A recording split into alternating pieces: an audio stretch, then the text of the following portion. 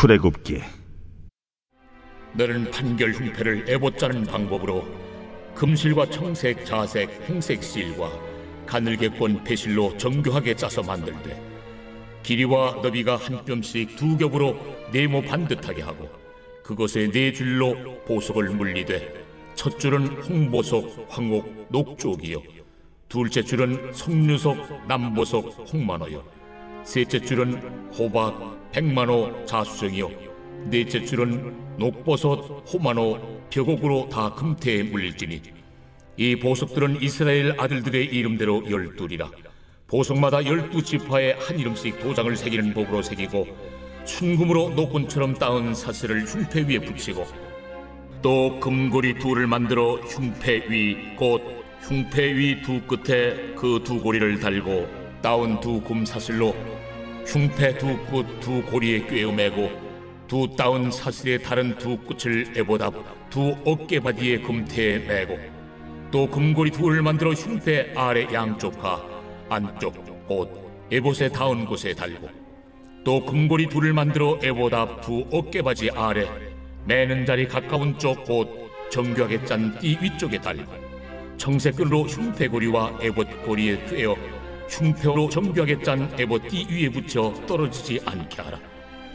아론이 성소에 들어갈 때에는 이스라엘 아들들의 이름을 기록한 이 판결 흉패를 가슴에 붙여 여호와 앞에 영원한 기념을 삼을 것이니라.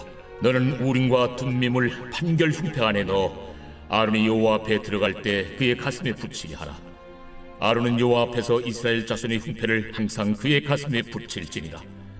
너는 에봇 받침 겉옷을 전부 청색으로 하되 두 어깨 사이에 머리 들어갈 구멍을 내고 그 주위에 갑옷깃같이 깃을 짜서 찢어지지 않게 하고 그 옷 가장자리로 돌아가며 청색, 자색, 홍색 실로 석류를 수놓고 금방울을 간격을 두어 달되 그 옷 가장자리로 돌아가며 한 금방울 한 석류 한 금방울 한 석류가 있게 하라. 아론이 입고 여호와를 섬기러 성소에 들어갈 때와 성소에서 나올 때에 그 소리가 들릴 것이라.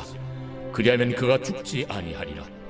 너는 또 순금으로 패를 만들어 도장을 새기는 법으로 그 위에 새기되 여호와께 성결이라 하고 그 패를 청색 끈으로 관 위에 매되 곧 관 전면에 있게 하라. 이 패를 아론의 이마에 두어 그가 이스라엘 자손이 거룩하게 드리는 성물과 관련된 죄책을 담당하게 하라. 그 패가 아론의 이마에 늘 있으므로 그 성물을 여호와께서 받으시게 되리라. 너는 가는 배실로 반포 속옷을 짜고 가는 배실로 관을 만들고 띠를 수놓아 만들지니라. 너는 아론의 아들들을 위하여 속옷을 만들며 그들을 위하여 띠를 만들며 그들을 위하여 관을 만들어 영화롭고 아름답게 하되 너는 그것들로 네 형 아론과 그와 함께한 그의 아들들에게 입히고 그들에게 기름을 부어 위임하고 거룩하게 하여 그들이 제사장 직분을 내게 행하게 할지며 또 그들을 위하여 배로 속바지를 만들어 허리에서부터 두 넓적다리까지 이르게 하여 하체를 가리게 하라. 아론과 그 아들들이 회막에 들어갈 때에나 제단에 가까이 하여 거룩한 곳에서 섬길 때에 그것들을 입어야 죄를 짊어진 채 죽지 아니하리니 그와 그의 후손이 영원히 지킬 규례니라. 할렐루야. 사랑하는 열린문교회 성도 여러분, 지난 밤도 주님 주시는 은혜와 평강 가운데 단잠 주무셨습니까? 아침을 깨우는 말씀, 오늘 금요일 우리에게 주시는 말씀은 출애굽기 28장 15절에서 43절까지의 말씀입니다. 오늘도 하나님께서 우리에게 주시는 이 말씀을 통하여 우리의 생각과 우리의 기준이 아닌, 우리의 감정의 기준이 아닌 하나님의 말씀의 기준으로 하나님께서 오늘 나에게 원하시는 것이 무엇인지 결단하며 주님 앞에 우리의 믿음으로 보이는 그런 삶을 살아내어드리는 저와 여러분이 되기를 간절히 바랍니다. 오늘 매일 성경 본문의 제목은 제사장의 옷 두 번째 제목으로 우리에게 말씀을 전해주고 있습니다. 어제 말씀에 이어서 오늘도 제사장의 옷에 관하여 하나님께서 자세하게 어떠한 의미를 가지고 있는지에 대해서 설명해 주시고 있는 본문의 말씀입니다. 오늘 특별히 이 말씀 중에 제가 눈여겨보았던 것은 하나님이 그 아론이 아론의 이마에 여호와께 성결이라는 금패를 붙여서 그 백성들이 가지고 오는 그 예물, 성물 가운데 예물을 잘못 드려서 짓는 죄를 그에게 대신 지게 하신 그 38절 본문의 말씀이었습니다. 38절 제가 가지고 있는 우리말 성경으로 같이 읽어보자면 36절에서 순금으로 패를 만들어 그 위에 인장 새기듯 여호와께 거룩이라고 새겨라. 그리고 이제 38절에 그것을 아론의 이마에 붙여 이스라엘 백성들이 거룩한 예물을 잘못 드려서 짓는 죄를 그가 지게 할 것이다. 곧 그것들이 여호와께서 받으실 만한 예물이 되도록 아론은 이마에 그것을 계속 붙이고 있어야 하는 것이다. 이 말씀은 백성들이 잘못으로 가지고 온 그 예물, 잘못 드려서 짓는 죄를 아론이 대신하여 그 죄를 여호와의 성결이라는 그 패를 붙임으로 중재 역할을 하였다는 본문의 말씀입니다.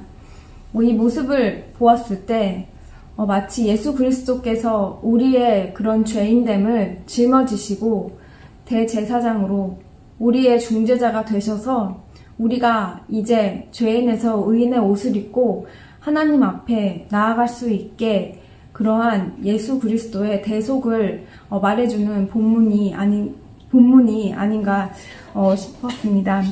그래서 이 본문 말씀을 보면서 이제는 우리를 제사장 삼으신 하나님께서 우리의 삶 가운데 우리의 어떠함으로 인하여 우리가 우리가 하나님께 나아가는 것이 아니라 그저 우리를 그렇게 불러주신, 제사장 삼아주신 하나님 아버지의 은혜가 얼마나 큰 것인지, 그리고 우리가 부지 중에 지은 죄, 알게 모르게 지은 그런 죄 가운데 우리는 죄인일 수밖에 없는 그런 연약한 성정을 가졌으나 이제는 우리가 예수 그리스도의 그 십자가의 대속을 의지하여 담대히 나아갈 수 있는 그 믿음의 삶을 하나님께서 요구하신다는 것을 다시 한번 깨닫게 되었습니다. 우리가 매년 한 해 두 해 신앙생활을 하면서 우리의 삶 속에서 어쩔 때는 다람쥐 쳇바퀴 도는 것 같은 그런 신앙생활을 하는 것까지 느껴질 때가 있습니다. 누구에게나 그런 신앙의 매너리즘은 올 수 있지만 어쩌면 우리의 신앙생활이 우리의 감정의 기준으로, 우리의 상식의 기준으로 그러한 신앙생활을 하였기에 내가 감정적으로 은혜를 받은 것 같은 느낌이 들었을 때, 하나님께서 나에게 어떠한 일이 잘 풀렸을 때, 그때에는 내가 하나님께 은혜가 충만하다고 하나님께 고백하며 기쁨으로 신앙생활을 하지만 또 내 삶 속에 시련이 왔을 때, 어려운 일이 닥쳤을 때 우리는 쉽게 낙심하며 하나님과의 믿음에서 멀어지는 그런 삶을 사는 우리들의 다람쥐 쳇바퀴 도는 그런 연약한 성정의 모습을 우리가 볼 때가 있는 것 같습니다. 성도님들은 어떠신지요?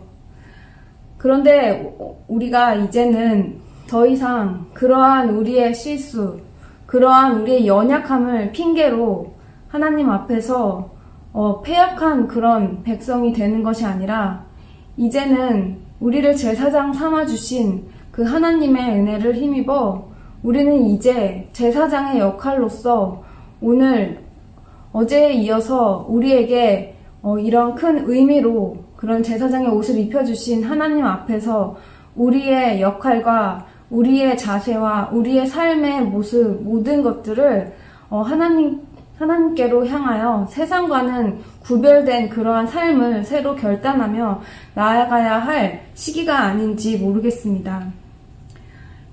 이제는 더 이상 우리가 그동안의 나의 연약함을 핑계로 할 수 없다는 그런 말을 버리고 나는 이래서 안 돼, 나는 이래서 못해, 이러한 생각들을 우리가 의지적으로 부인하며 하나님 앞에 말씀의 기준으로 우리의 생각을 하나님께 말씀의 기준으로 두며 우리의 삶의 그런 행동들을 결단하는 그런 시간이 되었으면 좋겠습니다.